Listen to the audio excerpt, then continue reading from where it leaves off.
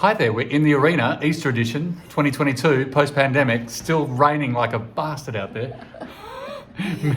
Sorry, keep going. It's never ending It's in never Sydney, that ending. doesn't differentiate at the moment. But we thought we'd chat today a little bit about how to have hard conversations, because the reality is at work is everything that happens at work is about dialogue, right? So the quality of that dialogue not only determines the efficiency and efficacy of the work that you do and ultimately the ROI of the company, but also your own mental health and well-being. Yeah. So we thought we'd cover just a few little ideas on how to have hard conversations well. Yes, and also obviously with the pandemic and life on Zoom for the last 2 years, that ups the level. It's just so difficult to have these kinds of hard conversations, fierce conversations when Brave you're doing it. Brave conversations, that's a better one, rather than fierce. Woo, I've got to run.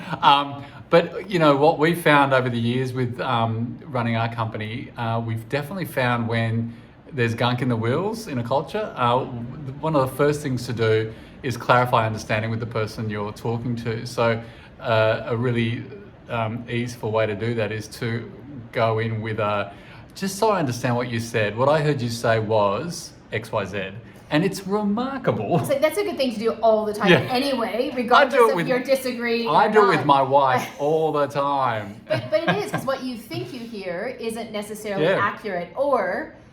That's the amazing thing. When you confirm it, the person you've asked often comes back and says, actually, no. Like, I know I used those words, but what I meant was A, B, C. And you're like, oh. And I seriously think 8 times out of 10, that in and of itself, whatever the issue was, kind of goes away. Can stop something blowing up.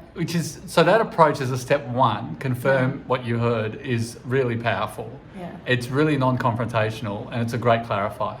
And we are quite sloppy with our language. I mean, gosh, if you've devolved from sort of Zoom to a quick text, and there's so much can get lost in text, it's like, ooh. So, or when you're starting to see this disagreement emerging, and then you're getting so wrapped up in I'm right, you're wrong, I need to prove you're wrong, so I'm not really listening. Active listening, obviously, a huge piece.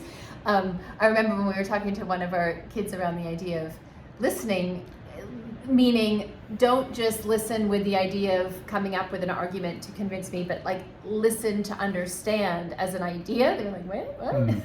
But if you just, as an exercise, next time you're listening to someone, in your head, the voice in your head is most of the time formulating an answer to what you think they're saying, rather than actually genuinely just actively listening. As someone said, 2 ears, 1 mouth. For a reason. Do the maths. So that was kind of step one, which most people probably know that already, but it's just a good discipline to get into. The other one is, so let's say they clarify or you clarify and you get to the point of, you really are about to be in strong disagreement with their particular opinion. If you come at it kind of head to head, you know, they've said point A and you're going to counter point A because you disagree with it. As soon as you do that, you're clashing, right? So a gentler way in can be using language like, hey, I'd love to just spend a few more minutes on that point. Can you tell me a little bit more about that point? Separating like that point versus your opinion or the person. So it's like, I'd love to push back a little bit more on, you know, the point that you're making. Softer, gentler, and it's not a personal attack.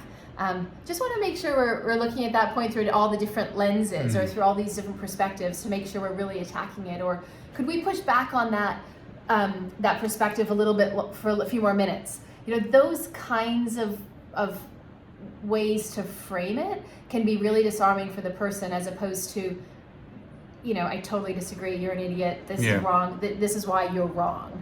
And then it allows them to share their points of view, and you can bring in, well, that could be looked at from this perspective, or this could happen if that happens, or have you thought about that? What would happen if this happens? So you're trying to kind of open, I always think of it as like as a knot, right? The more you tighten it and pull in the opposite direction, it just gets tighter and tighter. You're wanting to come together so you can loosen that knot and then ultimately find a way through that's productive for everybody. And then also you don't feel energetically you've kind of, you know, been pulled through the mud at the end of the day and kind of gone through the ringer. Yeah, and it separates the person from the argument, which is really important. And the other thing that can do that is the language around I see XYZ versus I feel. So if someone says I feel a certain way, you can't really challenge someone's emotions because they're their emotions. But as a company, we've worked a lot on the whole I see, as opposed to, so because I see it this way, and then you see it And that that way. allows me to see it a different way. There's objectivity, which is really important, because it's like, I feel you're wrong. Like, you can't challenge someone's emotions. So which is relevant for when it is an emotion, when it's not, if they're saying, I feel unheard, that's a feeling, right? And you want to make sure that that's the right language to be used. But I think your point around our language is really sloppy is actually true, as culturally, globally, it's all of us, right? And the more precise that we can be, and the more we can practice that, I think the more productive our conversations can be. That's right. And then there's less emotional drainage at the end of the day. So homework for the week, this side and the other side of Easter, is confirm what you've heard from the person you're dealing with. If there's still a wrinkle, go in easy and really separate the person from the argument. And we found in our years of running our company that is a great recipe for success. Yeah. Not as delicious as Easter eggs. There's lots more to come on that topic. And there's a lot more to come. I was going to wrap up with Easter eggs. Oh, Anyway, sorry. have a lovely Easter break. We'll see you on the other side.